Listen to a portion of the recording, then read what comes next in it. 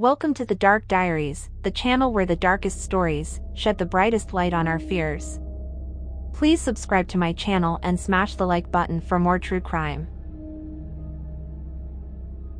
In a nameless city apartment complex, a dumpster harbors a gruesome secret. A dismembered and decapitated torso was discovered, sending shockwaves through the Macon, Georgia. As detectives embarked on their investigation, the city trembled with fear, haunted by the unknown killer lurking among them. Today, we take you back to June 30th, 2011, a day that shocked and changed the quiet city of Macon, Georgia. In the building named Barristers Hall, it is a 16-suite apartment complex that housed aspiring law students attending Mercer University. A gruesome discovery unfolded. In a seemingly ordinary suite, hidden in the depths of the barristers' apartments, law enforcement officers arrived around 9 a.m. to conduct a welfare check into a missing person. Upon arrival, the two officers immediately gravitated towards the dumpster near the east side of the complex. It is a familiar smell of death. It is described as a combination of a sickly sweet, rotting, and intensely foul odor. In addition, a large number of flies were seen buzzing around the dumpster. As officers opened up the dumpster, a grotesque sight awaited them. A dismembered and decapitated female torso clad in a pair of shorts and wrapped in plastic, discarded like a puzzle left waiting to be solved. This grisly finding sent shockwaves through the community, as Macon's residents grappled with the harsh reality that a murderer is on the loose. Questions began to consume their thoughts. Who was this victim? What led to such a horrific fate? And most importantly, who was responsible for this heinous act? It was later discovered that the remains found belonged to the missing individual, 27-year-old Laura Giddings. The last contact from her reported was by her friends to be June 26, 2011. Concern grew among her family and friends when several days passed without any communication, which was unusual for Lauren. As a recent law school graduate with a specialization in political science, she was heavily focused on studying for her bar exam, yet she always made an effort to stay in touch. Additionally, Lauren had a passion for sports, particularly softball and field hockey. Described as a kind-hearted individual with a promising future, neither her family nor friends could fathom why anyone would wish harm upon her. She had no known adversaries and treated everyone she encountered with kindness. The officers wasted no time and immediately began canvassing the complex, going door to door to conduct interviews with the residents and friends of Lauren's. All the residents and friends agreed to accompany the officers to the police station in order to provide their statements to clear their name of the suspect list. Not only did the residents agree to give their statements, but they also willingly granted permission for the officers to conduct a preliminary search and walkthrough of their apartments.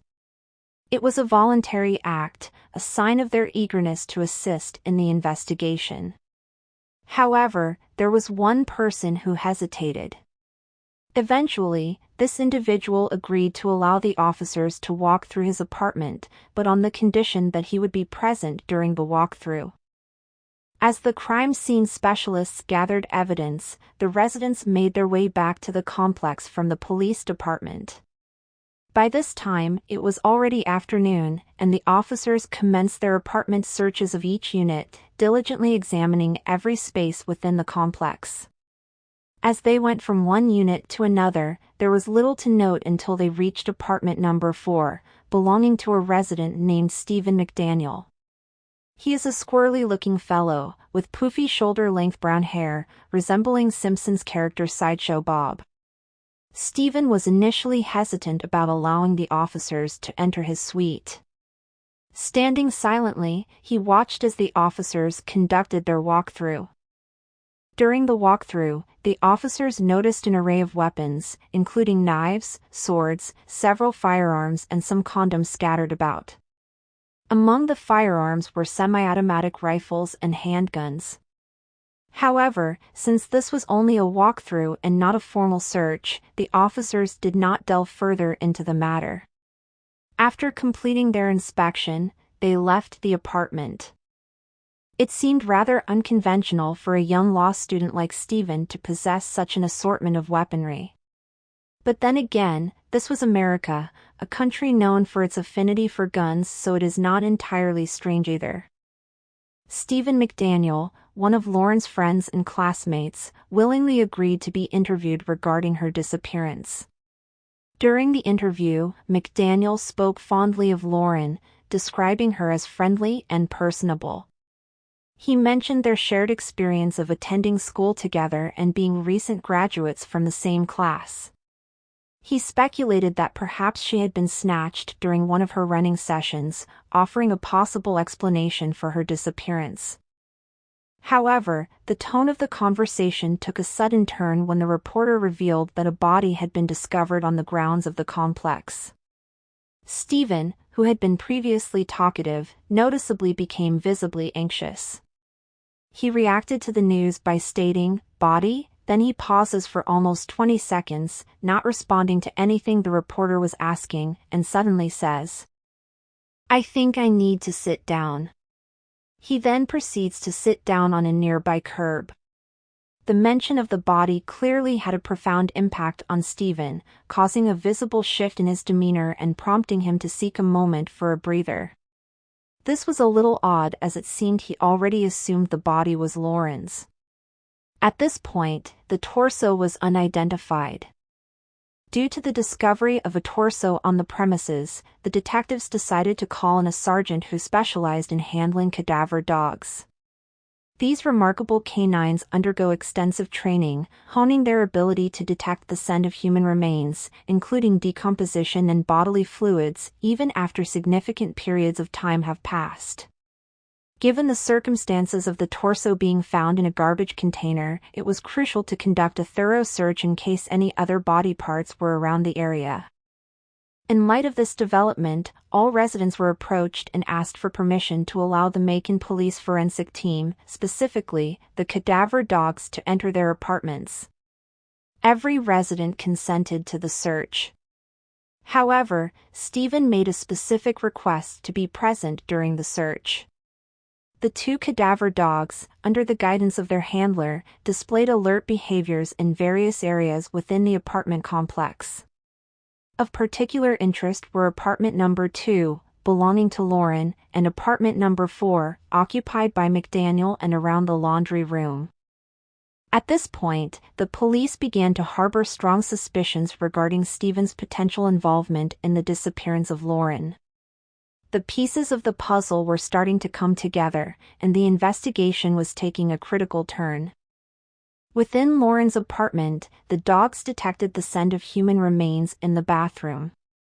Meanwhile, both the bedroom and bathroom of Stephen's apartment yielded similar indications.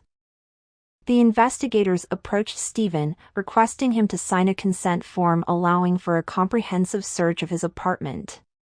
However, he declined to sign the form, and as a result, he was escorted to the police command center in the complex parking lot, where he remained for several hours under the watch of the authorities. As evening approached, the forensic teams conducted a luminol test within Lauren's apartment, specifically in the bathroom. For those unfamiliar, luminol is a chemical used to detect blood that may not be visible to the naked eye, even after attempts to clean it. When exposed to blue lighting, luminol causes blood to fluoresce, appearing as a distinct blue color.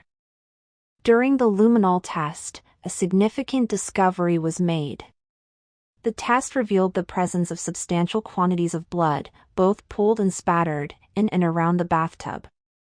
Additionally, the blood was found to extend up the tile to a height of 4 feet, indicating a significant and concerning amount of blood evidence within the bathroom. This crucial finding added another layer of intrigue and heightened the suspicions surrounding the case. The investigation was now focused on understanding the significance of the blood evidence and its potential connection to the disappearance of Laura Giddings. During the investigation, a Chevrolet Geo Prism is identified as belonging to McDaniel, was parked outside the apartment complex, came under scrutiny. Investigators visually inspected the vehicle from the outside and observed dark stains on both the front and rear seating areas. These stains raised concerns as they appeared to be consistent with the characteristics of blood. The presence of these potentially blood-stained areas on the vehicle added additional suspicion to Stephen. It indicated a possible connection between him and the circumstances surrounding the disappearance of Lauren. Further forensic analysis would be necessary to confirm the nature of the stains and their significance to the investigation. Considering the mounting circumstantial evidence against Stephen, the detectives wasted no time in securing a search warrant. The first of several search warrants was signed by the Macon Superior Court judge, was obtained promptly, around 8:40 p.m. on that day. The copy of the search warrant was then handed to Stephen while he remained in the command center. Simultaneously, officers initiated the search of his apartment, meticulously combing through the premises for any potential evidence. Detectives then brought Stephen to the police department for additional questioning. The interrogation process lasted for several hours, extending into the early morning hours of July 1st, during which multiple detectives took turns questioning him. Stephen displayed a stark contrast in his behavior compared to his initial interview with local reporters, where he appeared genuinely concerned about Lauren's disappearance. During the interrogation, he sat rigidly with both palms firmly placed on the table, responding only with yes, no, or I don't know, and remained motionless except for his head movements. By now, a local news station received information about the disappearance of Lauren and the discovery of a torso. It's important to note that, at this point, none of the residents were aware of the torso discovery, as it was not made aware to them yet. An observation you can tell me. What do you think happened to her? I think someone took her. You think, you watch TV shows, right? Like Yes. detective shows. What's your observation? How do you think somebody would take her? If somebody did take her. When she was running. Does she normally run all the time? She runs, I don't know how often. You mean you think somebody might have took her when she was running like down the street somewhere? Yes. You don't think somebody got her when she got back to her apartment? I don't know. Well, you know there was a body found in the trash can next to the apartments. Yes. You do know that. And it's a female, white female's body. Right there. Right next to y'all's apartment. What happened to Laura, you know, you need to tell me. If you know something. Because I need to know. Because her family's down here want to know what happened to her. I don't know.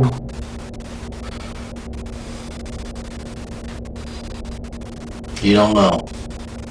No. That's what you want me to tell her mother and her father. Is that you don't know. I don't know. Not that you're sorry that she's missing. Not that you've been trying to help me all day find her, but you just wanted me to tell her I don't know. I don't know. Are you where a she sorry is. piece of shit that you want me to tell her that? You got your ass on that fucking news and stood out there and gave a media report that her mother saw about her missing daughter. And you want me to sit there and tell them that you don't know? Is that what you want me to tell them? Because you're all over the news. You sure stood out there and ran your mouth to the news media. But now you're going to get out here and you don't fucking know. You know. You're just a sorry piece of shit that don't give a fuck. Right? No. Well, why'd you tell the media everything? Do you need to see what you told the media today? It was on 11 o'clock news. Well, I'm asking you. Tell me. I want to know. I don't know where she is. That ain't what you told the media. didn't stand in front of that camera and say, I don't know. I don't know. I don't know.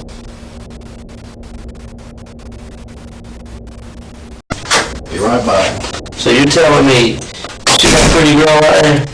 Yes. You telling me you looked at a pretty girl like that and you never once thought, ever, man, she looks good.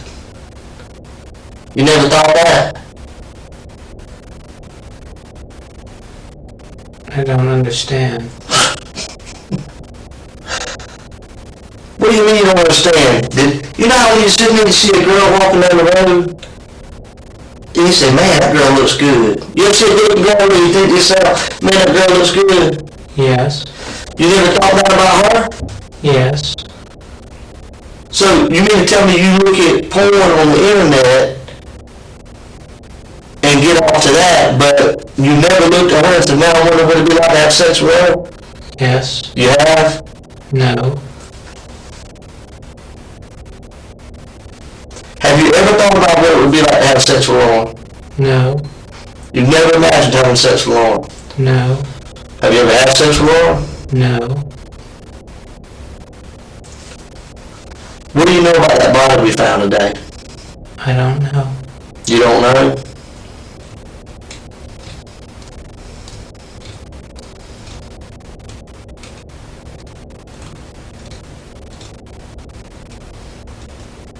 What if I told you that I believe that you do know? I don't. What if I told you that I could prove it? I don't know. You don't know? Is there a chance? But you do admit that there's a chance that I possibly have evidence to show that you do have something to do with that body, correct? I don't know. You don't know? Because if I hadn't done anything, I'd say, nope, there's no way. But you say you don't know. Why is that? Why do you say you don't know? Is there a chance that maybe something's there? No. Why'd you say you don't know? Because I don't know. Because you're worried about something? Maybe something happened that maybe something got mixed up with something and you're worried about that? No. Then why do you say I don't know? Because I don't know. How would you not know? It was evident that he had completely shut down emotionally. Despite the detective's persistent pressure, repeatedly asserting that they had evidence against him and that he knew what had happened, he remained unresponsive and did not provide any significant information. The initial interrogation lasted until 1 a.m., and the detectives continued to intermittently interview Stephen throughout the night until the early morning of 5 a.m. Despite their efforts, they made no progress in unraveling the mystery of Lauren's disappearance.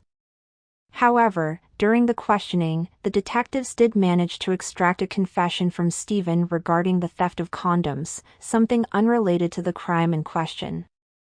This revelation came about when the police confronted Stephen about his previous statement, which he claimed he was a virgin and was saving himself for marriage.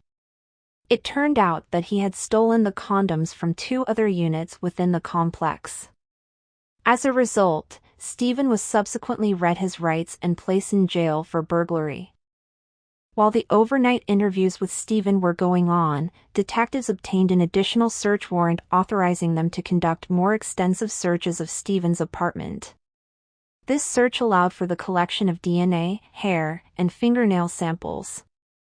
In the early morning of July 1, 2011, the detectives proceeded to gather their DNA samples from Stephen and took several photographs of his body and face, prompted by the presence of scratch marks, which required documentation as potential evidence. Throughout the month of July, forensic investigators would go on to conduct multiple visits to Stephen's apartment to seize any potential items of interest. During these searches, they made significant discoveries. It was found that Stephen had in his possession a master key that granted him access to all units within the complex, along with a key specifically for Lauren's apartment. This raised concerns about his unauthorized access to various residences. Additionally, the investigators uncovered numerous rings with inscriptions that did not match his personal belongings, indicating potential involvement in further thefts. Forensic examination of his computers and electronic devices, valuable information was obtained regarding his character. His internet browsing history revealed a disturbing pattern, as he frequently accessed violent pornography. Additionally, there was evidence indicating an unhealthy obsession with Lauren, including searches for naked photos of her and frequent visits to her Facebook page. Furthermore, McDaniel had viewed pornographic content featuring women who bore resemblance to Lauren, and even typed in the search phrase "how to molest a sleeping girl." These findings strongly suggested a romantic and sexual fixation on Laura Giddings. If this wasn't disturbing enough, forensics also found a small cache of porn located in an unnamed folder on a USB stick, photographs that contained male and female victims between the ages of 6 to 14. During the ongoing investigation, it came as a surprise when the detectives received a call from a former roommate of Stephen, with whom he had shared a room back in 2007 during their undergraduate studies. Upon witnessing the news implicating Stephen as a suspect in Lauren's disappearance, the roommate deemed it essential to offer his contextual details. Sharing valuable observations about McDaniel's character, the roommate portrayed him as an individual driven by a compelling urge to exhibit strength, who labeled himself as a self-professed psychopath. According to the roommate, Stephen seemed incapable of experiencing emotions and would frequently engage in discussions about planning the perfect murder.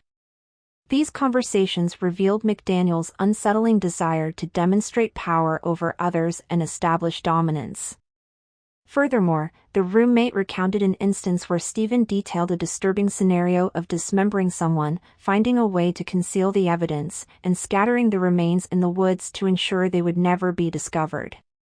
Stephen harbored a strong belief that he could outsmart investigators and evade capture, displaying a disturbing level of confidence in his abilities. An overwhelming amount of evidence pointed towards Stephen's involvement in the tragic murder of Lauren.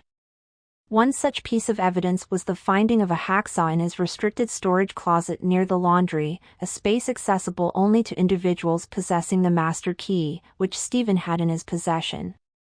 Further solidifying the connection, investigators identified matching packaging remnants in his bathroom, confirming the origin of the hacksaw. Forensic examination revealed traces of blood detected on the tool. Additionally, within Stephen's bedroom, hidden within his dresser, was a pair of green and white women's underwear, serving as a trophy of his heinous act. Exhibiting signs of wear and bloodstains, the undergarments provided further evidence linking them to Lauren's murder.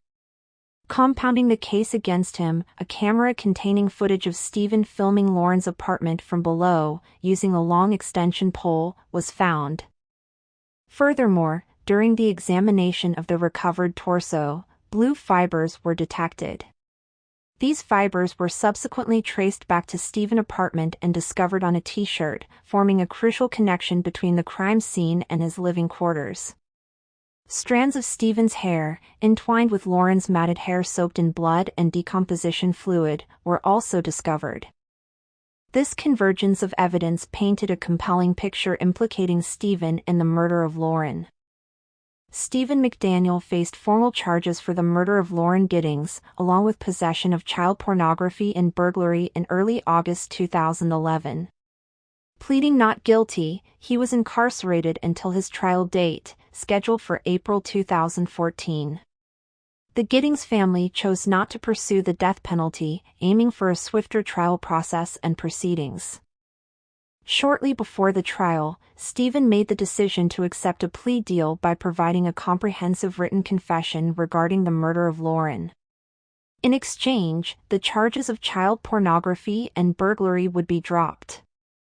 Stephen confessed to wearing a mask and sneaking into Lauren's apartment at 4:30 a.m. on June 26, 2011.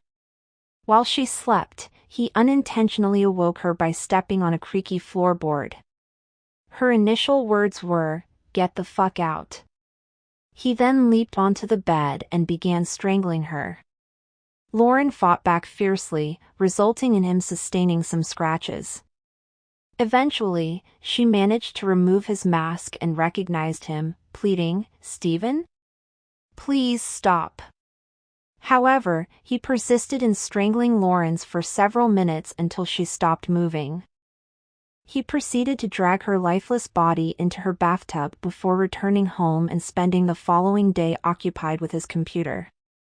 Later that evening, he retrieved a hacksaw and proceeded to dismember Lauren's body, separating her limbs and head, which he then wrapped in multiple black trash bags. The limbs and head were subsequently discarded in dumpsters located on the Mercer Law School campus. The torso was disposed of in the apartment's trash can on June 28, 2011. The limbs and head were never recovered. Stephen McDaniels was eventually sentenced to life imprisonment without parole for 30 years. Following the sentencing, McDaniels' father audaciously attempted to create a GoFundMe campaign to raise funds for Stephen's legal costs. However, this endeavor was swiftly taken down.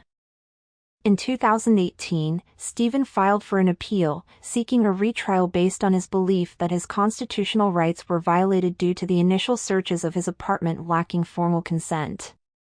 Unfortunately for Stephen, his appeal was denied. Considering his eligibility for parole, Stephen will reach his mid-50s before having the opportunity for release.